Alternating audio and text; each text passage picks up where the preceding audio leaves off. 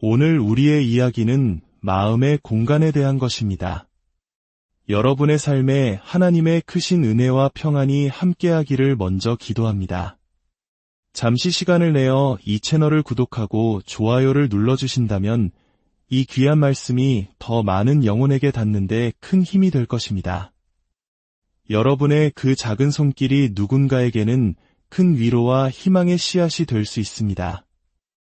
이 영상을 통해 주님의 축복이 여러분의 삶에 가득하기를 소망합니다.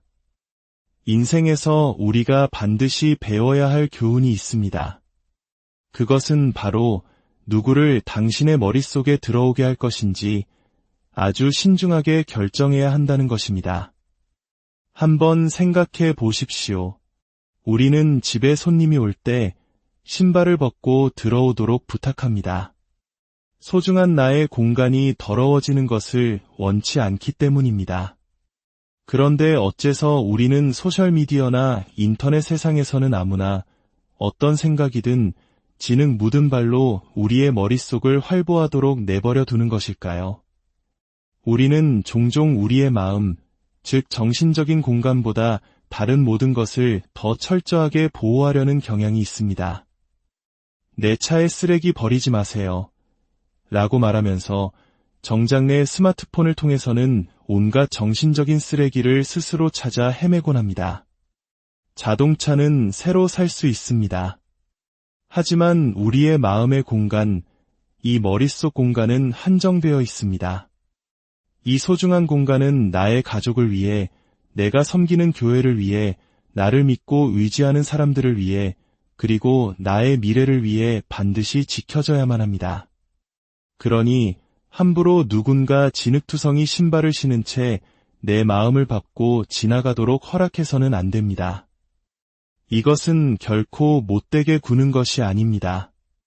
내 삶에 주어진 하나님의 소명을 지키기 위한 전략적인 선택입니다. 성경에는 바로 이 마음의 싸움에 대한 깊은 통찰을 주는 한 인물이 등장합니다. 바로 위대한 선지자 엘리야입니다.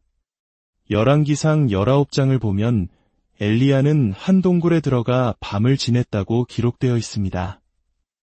그는 악한 아합 왕이 여전히 통치하고 있던 북이스라엘 왕국을 떠나 40일 동안 광야를 헤매었습니다.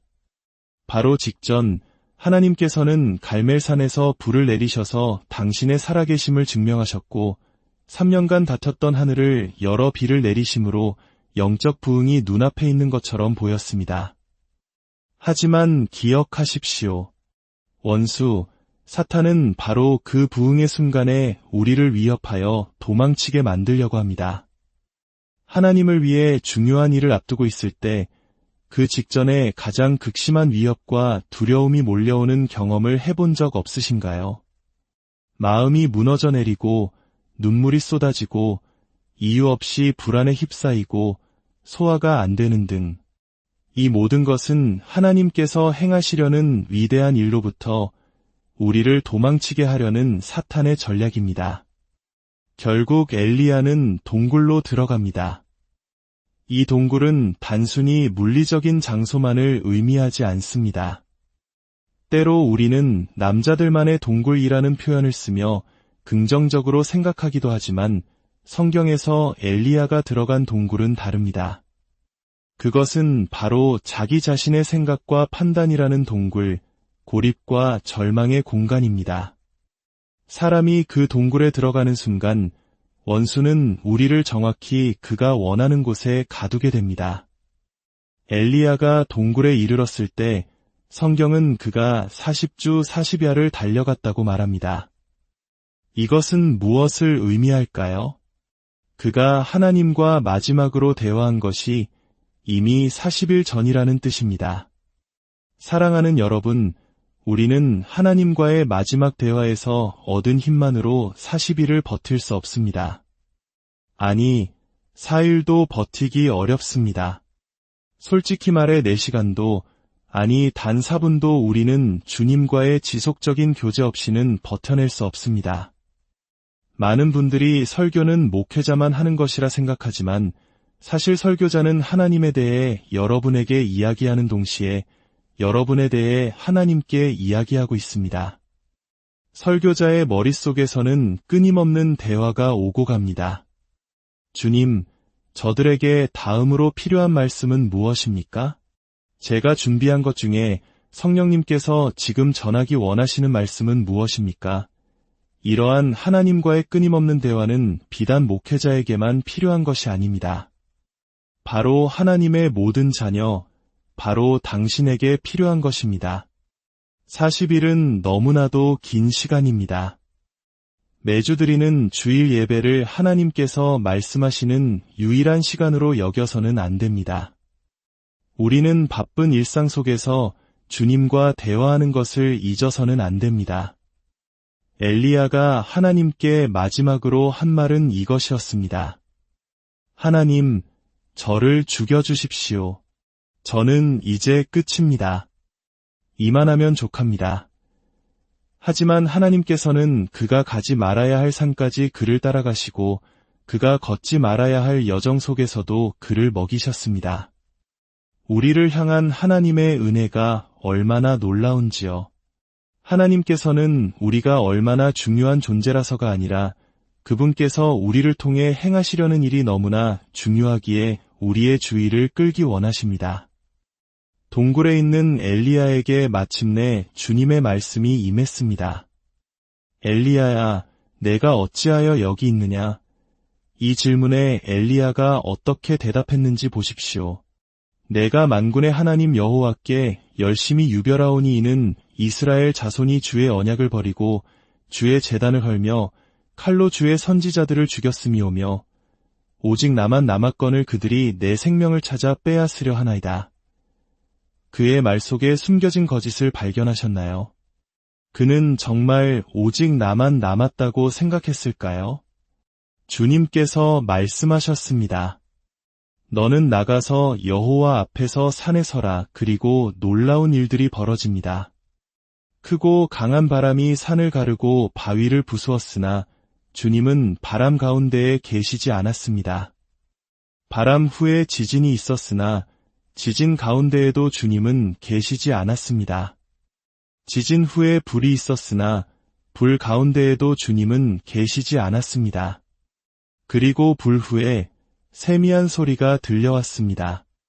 엘리야가 그 소리를 듣고 겉옷으로 얼굴을 가리고 나가 동굴 어귀에 섰습니다. 동굴 어귀. 참 흥미로운 표현입니다. 엘리야가 동굴 안에 있는 내내 그 안에서는 하나님으로부터 오지 않은 목소리가 계속 울려 퍼지고 있었던 것은 아닐까요? 동굴은 메아리 방과 같습니다. 우리가 공동체로부터 멀어지고 하나님께서 주신 사명을 외면하고 스스로를 고립시키는 동안 부정적인 생각들은 동굴 안에서 계속해서 증폭되며 울려 퍼집니다.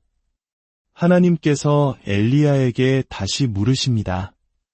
엘리야야, 내가 어찌하여 여기 있느냐? 놀랍게도 엘리야는 정확히 똑같은 대답을 반복합니다. 내가 만군의 하나님 여호와께 열심히 유별하오니 오직 나만 남았거늘 그들이 내 생명을 찾아 빼앗으려 하나이다. 여러분, 이게 말이 됩니까? 하나님께서 방금 산을 쪼개는 바람과 땅을 흔드는 지진, 모든 것을 태울 듯한 불을 보여주시며 당신의 위대함을 드러내셨는데도 엘리야는 여전히 똑같은 슬픈 노래, 똑같은 절망의 이야기를 반복하고 있었습니다. 우리는 이렇게 한 가지 이야기에 갇혀버릴 수 있습니다.